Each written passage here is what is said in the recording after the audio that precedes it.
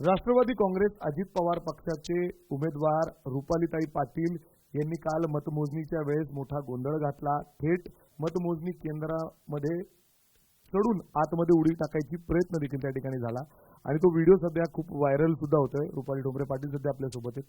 नेमकं तुम्ही करायला काय गेलते तिथं आत? एक लक्षात घ्या, मी उमेदवारी आम्हाला कसबा क्षेत्रीयचे निवडणूक अधिकारी श्री काळे यांनी जाळीच्या आतमध्ये घेणं गरजेचं होतं उमेदवारांना सगळ्यांना, आणि आमचे जे पोलिंग एजंट आहेत ते जाळीच्या बाहेर राहणार. मतदान प्रक्रिया ही पारदर्शकपणे राबवणं काम आहे त्यांचं, कायदेशीर पद्धतीने राबवणे काम आहे. परंतु तुमच्या मीडियाला कुणाला आतमध्ये नाही, आमच्याकडे कोणता मोबाईल नाही आणि आम्हाला जाळीच्या बाहेर ठेवलेलं आहे. ज्यावेळी मतदान प्रक्रिया प्रभाग 25 ची सुरू झाली त्यावेळी आमच्या पोलिंग एजंट यांच्या लक्षात आलं की आम्हाला दिलेली लिस्ट, ही जी लिस्ट आहे ही आम्हाला 11 जानेवारी 2025 ला त्यांच्या सही शिक्क्यानिशी प्रत्येक पानावरची दिली की ही मशीन्स आम्ही तुम्हाला दाखवली आणि ती आम्ही सील करून स्टोअररूम मध्ये ठेवतो आणि ही मशिनरी मतदानाच्या वेळी आणणार, त्याचं मतदान होणार, पोलिंग एजंट आणि सगळ्यांच्या सह्यानुसार तिची सील केली जाणार आणि ती परत ठेवली जाणार. म्हणजे हीच मशीन टेबलावर आल्यानंतर आपण त्या 11 तारखेला केलेली मशीन ही जर 16 तारखेला टेबलावर आलीये तर ती कायदेशीर प्रक्रिया झाली. तिथं आलेली मशीन्स ही वेगळी होती. एक नाही 17 मशीन्स. किती? 17. मग हे मतदान आमचं आहे का नाही हा आक्षेप आम्ही घेतल्यावर तिथल्या कसबा क्षेत्रीय आरोचं काम होतं आमच्या घेतलेल्या आक्षेपावर लीगली त्यांनी तिथं उत्तर देणं आणि ती प्रक्रिया राबवणे. त्याच्यासाठी आम्ही मतदान थांबवलं. थांबल्यानंतर तिथल्या अधिकारी श्री काळे यांनी पोलिसांना हाताशी धरून जोर जबरदस्तीने आमच्या कार्यकर्त्यांवर दबाव, आतमध्ये कुठलाही कॅमेरा नाही, 4 भिंतीत त्यांचाच सगळा सावळा गोंधळ कारभार. आम्ही जाब विचारणार कुणाला? मी जेव्हा तिथे गेले ते मतदान प्रक्रिया मी थांबवल्यानंतर त्यांनी जाणीवपूर्वक परत सुरू केली. ज्याच्यासाठी जे मशीन सुरू केलेलं आणलं त्याचंही सील उघडवतो. आहो, जर ते मतदान आमचं नाहीये, तुम्ही सगळी बेकायदेशीर प्रक्रिया राबवता. जेव्हा तुम्हाला दाखवलं तेव्हाच तुम्ही का नाही थांबवलं? तुमचे जे प्रतिनिधी होते आमच्याच पोलिंग एजंटनी दुसऱ्या फेरीला तर थांबवलं. तेव्हा ते म्हणायचे नाही प्रक्रिया आम्ही थांबवू शकणार नाही, पुढे जाऊ द्या, मी नंतर उत्तर देईल. ही अशी उत्तर देत होती. आम्ही दुसऱ्या प्रभाग 25 च्या 4 फेऱ्या होत्या. टेबल किती होती? 23 चे 24 टेबल होती. एका टेबलाची म्हणजे 24 टेबलांची एक फेरी होती. पहिल्या फेरीनंतरच आम्ही ऑब्जेक्शन घेतलं तरी सुद्धा त्यांनी दुसऱ्या फेरी चालू ठेवली. त्याच्यानंतर मी तिथं पोहोचले आणि मग आता तुम्ही म्हणताय मी जाळीवर चढले, बरोबर? तुम्ही बेकायदेशीर प्रक्रिया राबवणार, तुम्ही सत्तेचा गैरवापर करणार, आरो बेकायदेशीर पद्धतीने चालवणार, पोलीस यंत्रणा त्यांना साथ देणार. पोलीस कायदा सुव्यवस्था प्रस्थापित करण्यासाठी एका आरोची वकिली करण्यासाठी आहेत. त्यांना कुणी अधिकार दिला? मी त्यांना, कारण का मला जर हायकोर्टामध्ये या अधिकाऱ्याने निवडणूक प्रक्रिया बेकायदेशीरपणे केली म्हणून मी त्यांना हे पत्र दिलं सगळ्या उमेदवारांनी, माझ्यासह सगळ्या उमेदवारांनी. याच्यावर रिसिव्ह सुद्धा देत नव्हते. ही रिसिव्ह द्या आणि मी जाळीच्या पलीकडे होते. जो माझा अधिकार होता की आरोच्या इथं आम्ही बसलं पाहिजे होतं, मीच नाही सगळे उमेदवार. का नाही आरोने आम्हाला बसून दिलं? का नाही डीसीपी आणि पोलिसांनी सांगितलं की तुम्ही नियमाप्रमाणे घ्या? तिथं पोलीस सुद्धा मॅनेज आहेत. त्याच्या अगोदर ईव्हीएम मशीन्सवर याच्यावर आरोप प्रत्यारोप झाले, मात्र कधीही सिद्ध झालं नाही की त्याच्यामध्ये काही करता येतं, काय केलं आहे. अर्थात जेव्हा मतदान झालं त्याच्यानंतर ते तुमचे प्रतिनिधी असतात तिथं सील करताना सुद्धा, आणि काउंटिंगच्या वेळेस जेव्हा ते सील उघडलं जातं तेव्हा सुद्धा तुमचे प्रतिनिधी असतात. आतापर्यंत सिद्ध झालं नाही म्हणूनच भाजपचे आतापर्यंत या सगळ्या गोष्टी पचल्या होत्या. आता मी तुम्हाला सांगतो, ईव्हीएम मशीन पहिल्यांदा आतमध्ये एक चिप असते, ते चिपला तो बॉक्स आहे, त्याला आपण मेमरी कार्ड म्हणू. त्या मेमरी कार्डला पण सील केलं जातं, त्याच्यानंतर मशीन सील केलं जातं. निवडणूक प्रक्रिया सुरू झाल्यानंतर सगळ्या मशीन्स आणल्या जातात. समजा 82 बूथ आहेत तर 82 मशीन्स तयार केली जातात. 82 मशीन्स बरोबर पुढच्या ज्या राखीव 15-20 मशीन केल्या जातात त्यांना तो पुढचा नंबर दिला जातो. ही सगळी प्रक्रिया होत असताना या प्रक्रियेत त्यांनी छेडछाड केली नाही हे सिद्ध होण्यासाठी इन कॅमेरा उमेदवार पोलिंग एजंट यांच्या समक्ष या गोष्टी घडल्या पाहिजे होत्या. प्रभाग 25 मध्ये या गोष्टी घडलेल्या नाहीयेत. त्यांनी जी आम्हाला लिस्ट दिली ती लिस्ट त्यांनी 13 तारखेला त्यांचं म्हणणं आहे की त्यांनी ज्या मशीन्स बदलल्या त्या त्यांनी 4 भिंतीत बदलल्या आणि कमिशनला त्यांनी रिपोर्ट दिला. त्या निवडणूक अधिकाऱ्याला कुणी अधिकार दिला परस्पर हे करायचा? तिथे कुठे आमचे पोलिंग एजंट होते, कुठे आमचे उमेदवार होते? फक्त तुमच्याच बाबतीत घडतंय, इतर कुठेही असं झालेलं नाही. असं नाही, तुमच्या लक्षात येत नाहीये.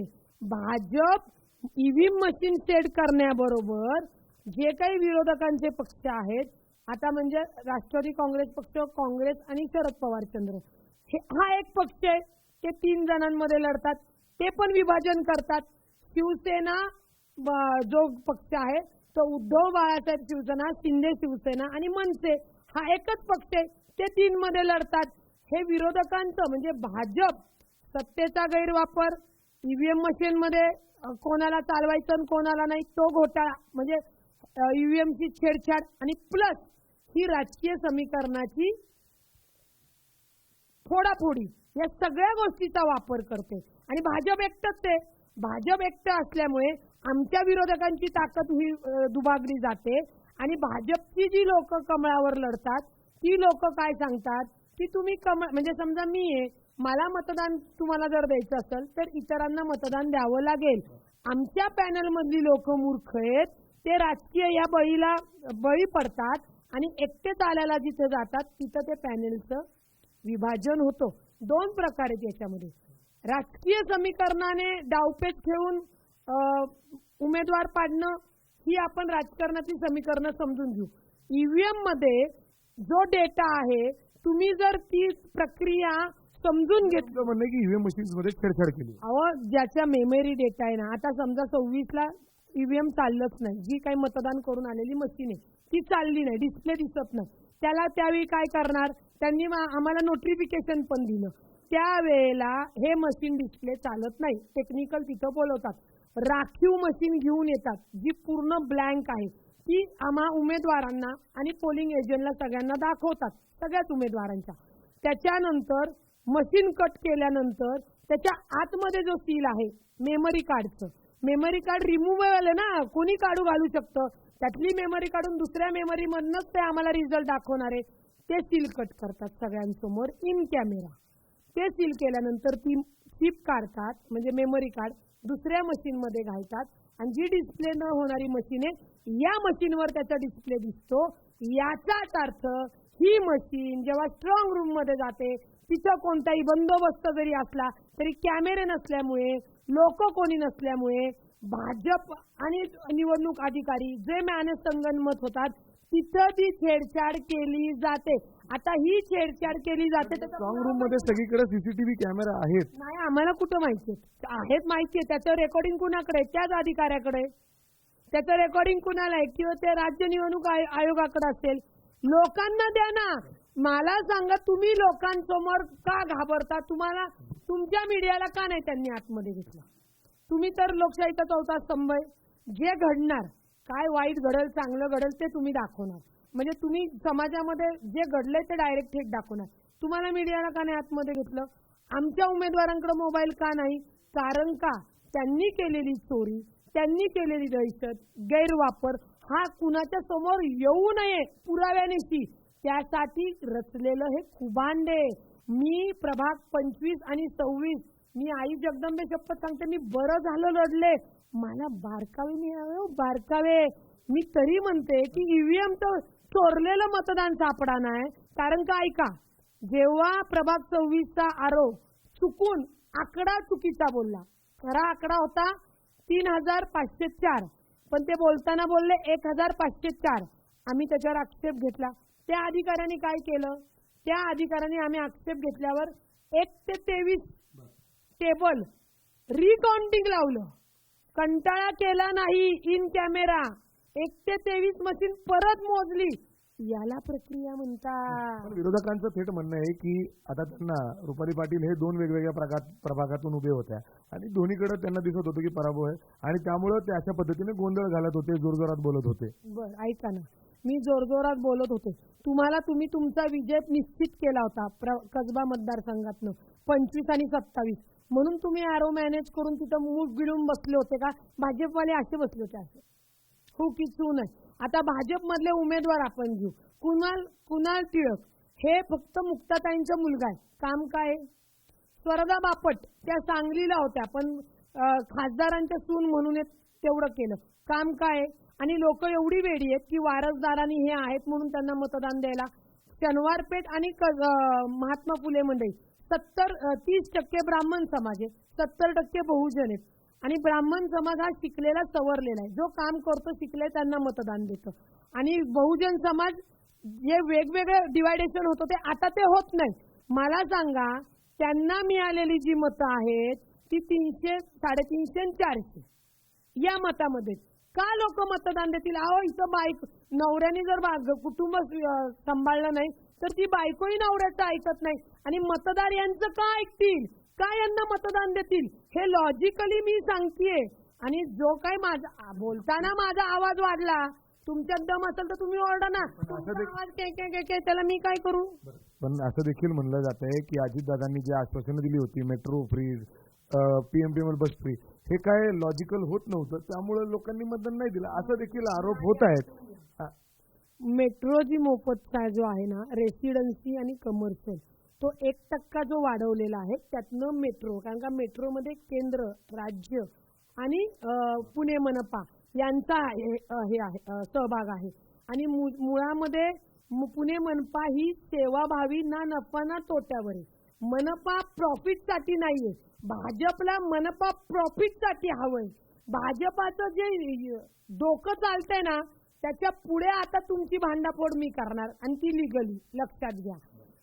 मेट्रो ही जर अजितदादांना बहुमत अजितदादांना लोकांनी कौल दिला, पण बीजेपीने ह्या ज्या काही यंत्रणा आहेत म्हणजे 1 ईव्हीएम मध्ये छेडछाड, 2 पक्षांची विभागणी, 3 सत्तेचा गैरवापर, हा जो सगळे 10-4 पॉइंट जे आहेत ते वापरून अजितदादांना रोखण्याचं जरी काम केलं तरी आम्ही थांबणारे नाहीत ना. जरी सत्तेधारी म्हणत असतील की आता तुम्हाला पराभव दिसतोय म्हणून तुम्ही आरोप करताय, तुम्ही हे पत्र लिहून घेतलंय, काय नक्की पत्र आणि पुढे तुम्ही काय करणार आहात? आता जाळीवर जे चढले तर सत्ताधारी कमळवाल्यांनो, तिथं निर्लज्जासारखे बसले होते तुम्ही.